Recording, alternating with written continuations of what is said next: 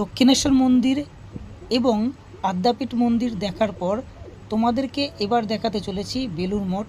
তাই দক্ষিণেশ্বরের পাশ থেকে যে ঘাট রয়েছে সেই ঘাট থেকে আমি গঙ্গা পার হয়ে যাব বেলুড় মঠ। তোমরা যদি মনে করো বাই ট্রেনে যেতে চাও তো ট্রেনেও যেতে পারো, কিন্তু গঙ্গার মাধ্যমে গেলে যারা দক্ষিণেশ্বর দেখেছো তারপরে গঙ্গার মাধ্যমে যাওয়াটাই বেস্ট, সোজা রাস্তা। যেহেতু ট্রেন কম রয়েছে তাই আমি এই গঙ্গা পথটা বেছে নিলাম এবং এই ভিউটা দেখার জন্য আরও আমি গঙ্গা পথটাকে বেছে নিয়েছি। তো তোমরা যারা আসবে তারা বাই ট্রেন অথবা যদি তোমরা মনে করো যে বেলুড় মঠ এবং দক্ষিণেশ্বর আদ্যাপীঠ এই তিনটে একদিনে ঘুরবে তো সেটাও ঘুরতে পারো, তবে টাইমিং রয়েছে, সেই টাইমের মধ্যে তোমাদেরকে আসতে হবে। সেইগুলো সব ডিটেলস ইনফরমেশান আমি এই ব্লগে আস্তে আস্তে তোমাদেরকে বলছি। তো লঞ্চ ভাড়া নেই 11 টাকা করে, তোমরা লঞ্চের মাধ্যমে আসতে পারো। যেহেতু বেলুড় মঠ, দক্ষিণেশ্বর মন্দির এবং আদ্যাপীঠ মন্দির সবই মন্দিরগুলো সকাল সকাল খোলে, তাই এই তিনটে জায়গা তোমাদেরকে কভার করতে হলে সকাল সকাল বেরোতে হবে। হ্যালো বন্ধুরা, ওয়েলকাম টু মাই চ্যানেল। আশা করি তোমরা সকলেই ভালো আছো। থাম্বনেল দেখেই বুঝতে পেরেছো আমি চলে এসেছি বেলুড় মঠ। তোমাদেরকে আজকে দেখাবো বেলুড় মঠ এবং এর সাথে সাথে সব কিছু ডিটেল ইনফরমেশনও তোমাদেরকে দেব, যেমন কিভাবে তোমরা আসবে, প্রসাদ কিভাবে পাবে, কুপন কিভাবে পাবে এবং কি সময় রয়েছে এই মঠে ঢোকার, সেই সব কিছু এই ভিডিওর মাঝখানে আমি তোমাদেরকে দেখাতে চলেছি। তাই ভিডিওটা স্কিপ না করে ফুল দেখতে থাকো। এই ভিডিওর মাঝখানে তোমরা সব ইনফরমেশন পেতে চলেছো।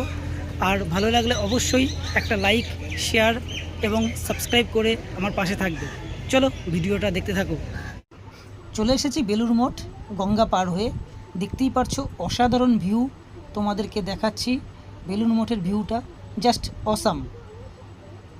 যতবারই আমি এখানে এসেছি ততবারই মানে মন ছুঁয়ে যায়। এই সব জায়গায় আসলে একটা মনে আলাদাই শান্তি লাগে যখন আমরা এই সব জায়গাগুলো দর্শন করি। বিশেষত আমি যেহেতু একা একাই আসি, বাট আজকে আমার সঙ্গে আমার একটা বন্ধু এসেছে, তো তাকেও দেখাবো এই ভিডিওর মাঝখানে। ভেতরে যেহেতু কোনো ক্যামেরা অ্যালাউ নেই, তোমরা জানো যারা এসেছো, তাই ভেতরের কিছুই দেখাতে পারবো না। বাইরে থেকে তোমাদেরকে মন্দিরটা দর্শন করাচ্ছি এবং আমার ক্যামেরার মাধ্যমে যতটা তোমাদেরকে ভালো দেখানো দরকার আমি ততটাই তোমাদেরকে দেখাচ্ছি পুরো মঠটাকে। তো এবার তোমরা কিভাবে আসবে বেলুড় মঠে সেটা তোমাদেরকে বলে দিই। গঙ্গাপথটা তোমাদেরকে দেখালাম, এবার তোমরা ট্রেনে কিভাবে আসবে। ট্রেনে আসতে গেলে তোমরা হাওড়া অথবা শিয়ালদা দুটো দিক দিয়ে আসতে পারো।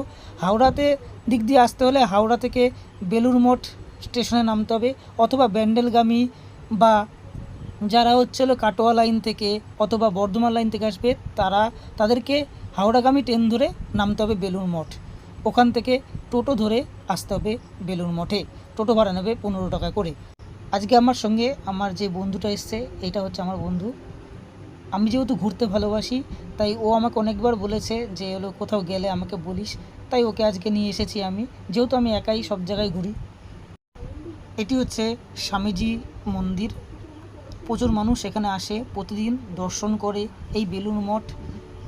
সেটা তোমরা যারা এসেছো তারা জানো সকলেই যে কত মানুষ আসে প্রত্যেক দিন, মানে এমন কোনো দিন নেই যে এখানে ভিড় হয় না।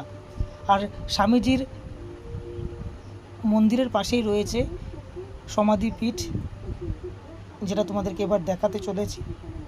একদম পাশেই রয়েছে সমাধিপীঠ। এই যে এগুলো হচ্ছে পবিত্র স্থান, আর এখানে জুতো খুলে প্রবেশ করতে হয়। এর মাঝখানে তোমাদেরকে শিয়ালদা থেকে কীভাবে আসবে সেই ইনফরমেশনটা দিয়ে দিই। শিয়ালদা থেকে আসতে গেলে তোমরা শিয়ালদা থেকে ডানকুনি লোকাল ধরবে, ডানকুনি লোকাল ধরে বালিঘাটে নামবে। বালিঘাট থেকে বাস আসে ডাইরেক্ট, বাসে করে ভাড়া নেবে 10 টাকা, আর যদি টোটোতে আসো তাহলে নেবে 15 টাকা ভাড়া। তোমাদেরকে বেলুড় মঠের সামনে নামিয়ে দেবে মেন গেটে। এবার বলি বেলুড় মঠ খোলা থাকে কখন।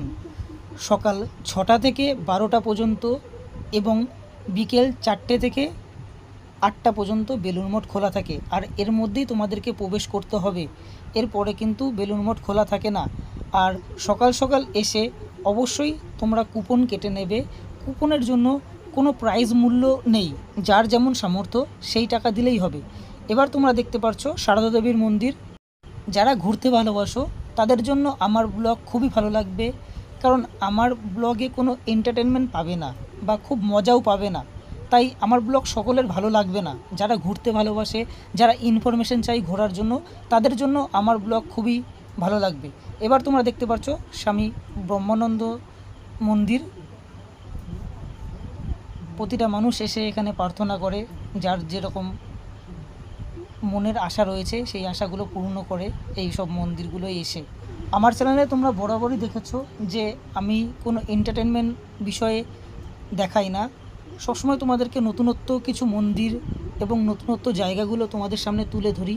যারা আমার চ্যানেলে সাবস্ক্রাইব করেছো, এই ভিডিওটা দেখছো, তাদেরকে অসংখ্য ধন্যবাদ। ভিডিওর মাঝখানে সব রকমই ইনফরমেশান দিচ্ছি। এই যে সামনে যে বিল্ডিংটা দেখতে পাচ্ছ, এবার আমি যাচ্ছি কুপন কাটতে। আর এই বিল্ডিংয়ের ডান দিক দিয়েই যেতে হয় প্রসাদ গ্রহণ করতে, মানে হাঁটতে হয়।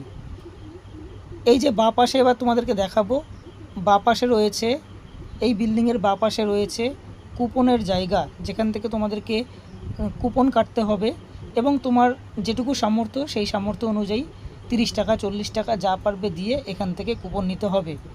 আর এই কুপনের কাটার পরেই চলে আসলাম প্রসাদ গ্রহণ করার জন্য মেন কক্ষে। এই কক্ষে হলো প্রসাদ দেওয়া হয়, সেই কক্ষে এবার আমি চলে এসেছি।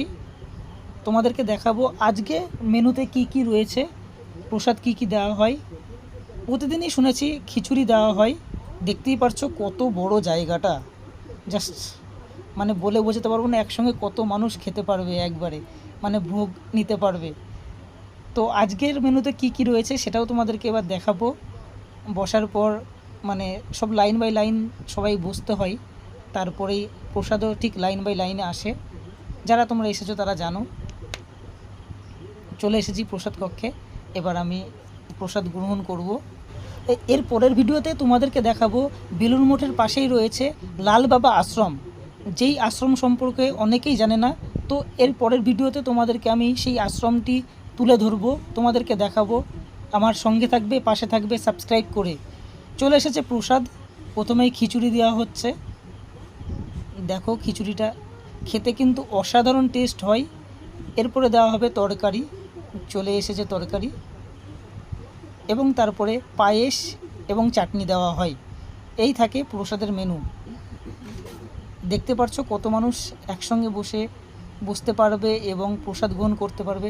চলো আজকের মতো এইটুকুই, টাটা। নেক্সট ব্লগ খুব তাড়াতাড়ি আসতে চলেছে, ততক্ষণ তোমরা ভালো থেকো, সুস্থ থেকো।